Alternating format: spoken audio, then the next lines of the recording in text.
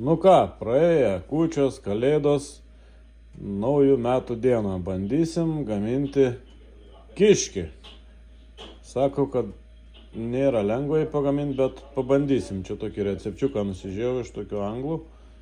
Tai bandysim, mums reikės kiškio, miltų čia iškart sumaišėm su pipiriukais, morkų, šuninės, cibulė, česnaką, prieskonių lauro laps, raudonėlis, biškį kmynų, pipirų ir sultinę.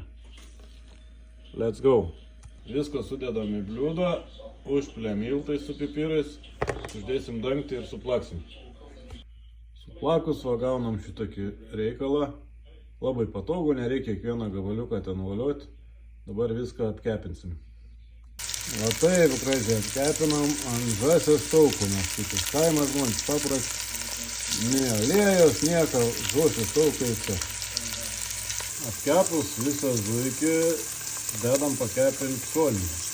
Neduos biškį tokia gal riebumą, dūmą kvapą. Po šoninės apkepinimo seka morkos, česnakai ir svogūnai. Apkepinam šiek tiek ir tada dėsim jau mėsytę. Nu va, viską sudėjom į puodą, užpylėm sultinį, dar biškį vandenuką, prieskoniukų sudėjom ir dabar ant lėtos ugnies porą valandžikių, kad vos burbuliuotų. Pamiršau druską ir keletą džiovintų slyvų. Nu dabar tvarka. Praėjus 2,5 valandos žiūrim, kas čia mums gavosi. Tada, toks grožis. Dar biškį įdėjom grietinėlės, tai einam ragauti. O gavosi va taip. Mėsytė atrodo minkšta. Žiūrėsime.